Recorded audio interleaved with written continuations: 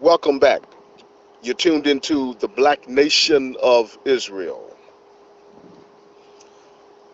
This chart here that you see on the screen is about the Latino slash population growth here in America. Their population growth is more in the South. It's 5.6 million.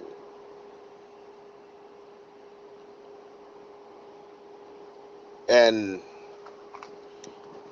their agenda is to take over America and turn it into Mexico or Latin America. I used to just think it was the Southwest, but from my other researches, I have came to the conclusion that they want to take over the whole United States as well.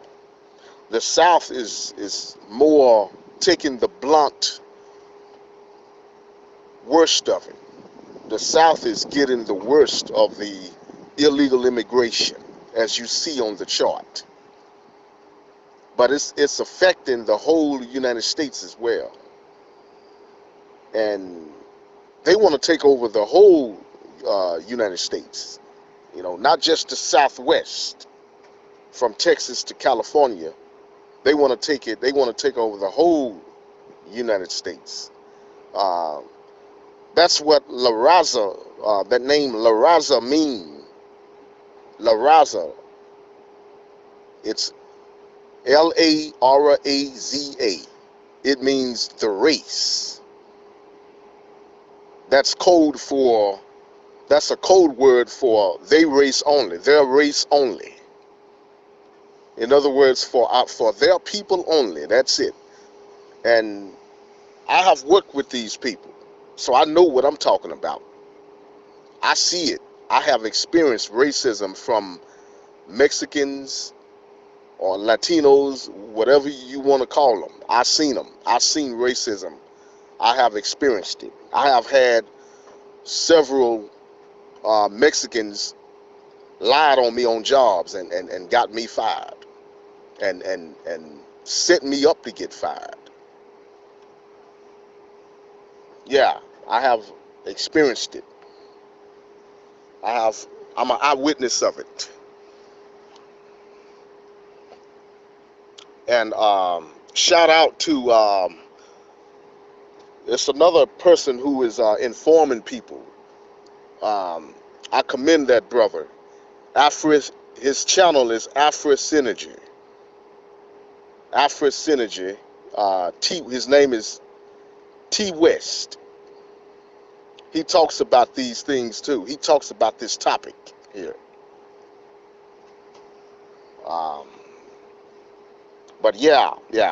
And the camps that's teaching that Mexicans are Issachar, and they're justified, and they'll say that the Northern Kingdom is better, would be living better than the Southern Kingdom, and that's why the Mexican and they'll join that in. They'll somehow tie that in with Mexicans or the Northern Kingdom, and they're supposed to be living good. Well, one thing is that they are not the Israelites, and you know, just because Mexicans or Latinos have behaviors similar to ours, you know, doesn't mean that they are our people. The Northern Kingdom is in Africa and in certain parts of the Middle East. So yeah, just because of people here, there's white people that live in the ghettos and on Skid Row. You mean to tell me that they are Israelites too? No way. No way. No way. Okay, I'm gonna go in further with the subject of the video.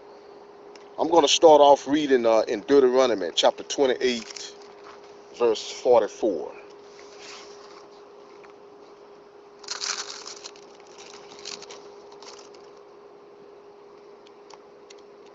It says, and this is talking about if Israel disobeyed the Heavenly Father, and they would be suffering the curses. And this is it right here. He shall lend to thee, and thou shalt not lend to him. He shall be the head, and thou shalt be the tail. You see that? He shall lend to thee, and thou shalt not lend to him. He shall be the head, and thou shalt be the tail.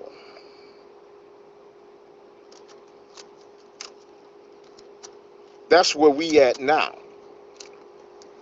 We are suffering this curse here. This is one of the signs that we are the telltale signs of the real chosen people of Israel. You have Mexicans that give out loans to people. They give out loans here in America. The real Israelites would not be giving out loans. The Negroes don't have businesses where they give out loans. We are at the bottom of society. We are at the bottom of society. Let me read. I'm gonna go into Dr. Claude Anderson's book again, and read something. His book is called The Black History Reader.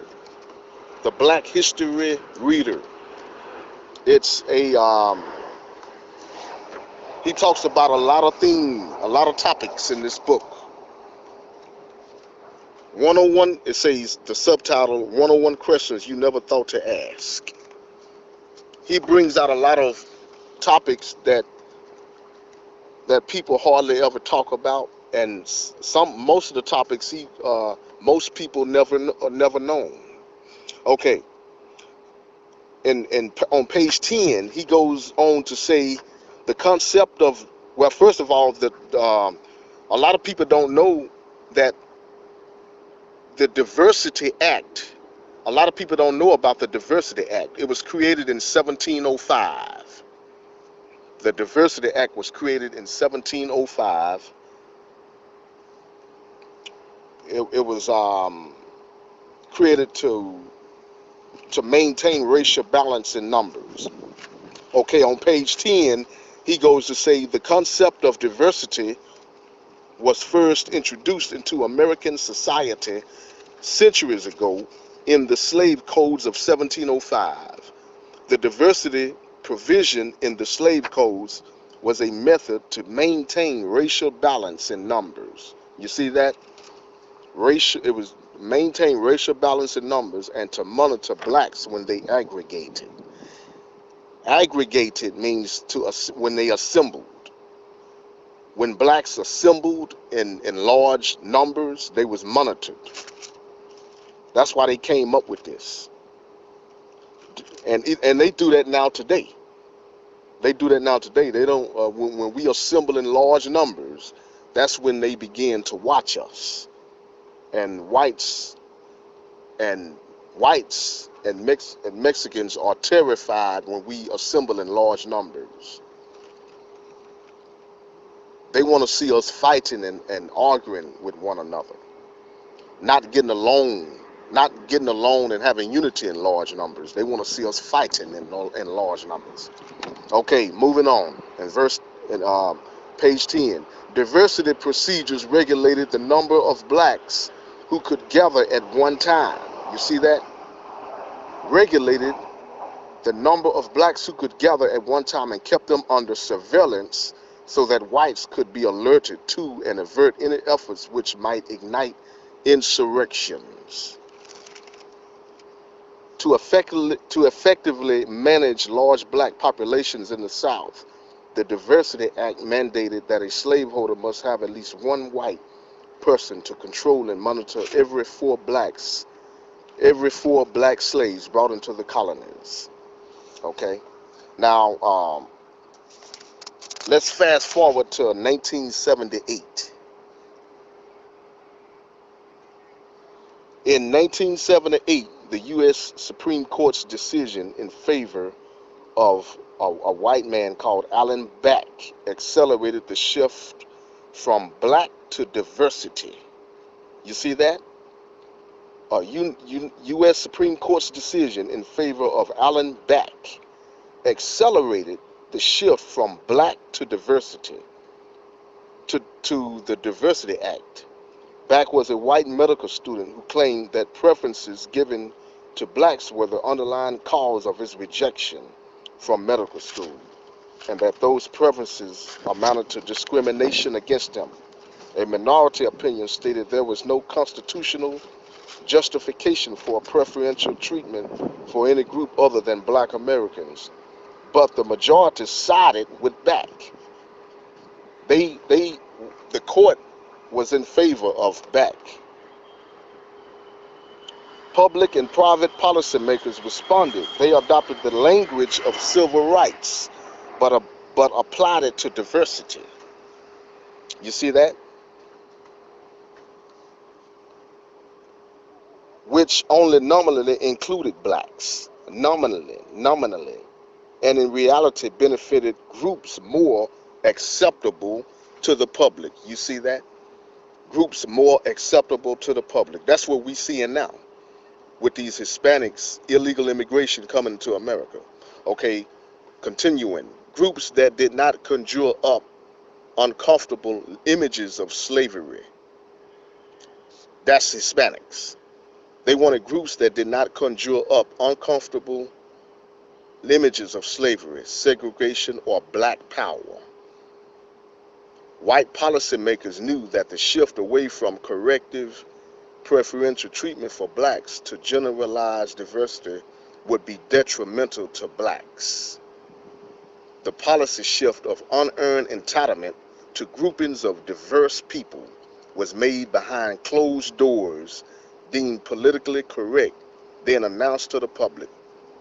Liberals felt that growing opposition from whites would impede any corrective actions for blacks, so liberals switched gears and eagerly embraced diversity for any certified new minorities, which is Hispanics and Asians and Arabs, as the new national civil rights goal. You see that? The new national civil rights goal is for other minorities. Wake up, Israel. Wake up, Negroes. We are being reduced to a third-class citizens here in America. Black civil rights leaders who, since they were politically powerless and had gone as far as they could go, followed liberals by embracing diversity. You see that? And political correctness that made blacks invisible. Our black civil rights leaders sold us out. Sold us out. Sold us out. Wake up, Negroes. And he writes on page 13 that we was reduced to third-class citizens. Illegal immigration reduced us to third-class citizens. Okay, this is the end of the video. I will be bringing out more videos. This is the end of the video. Peace and shalom.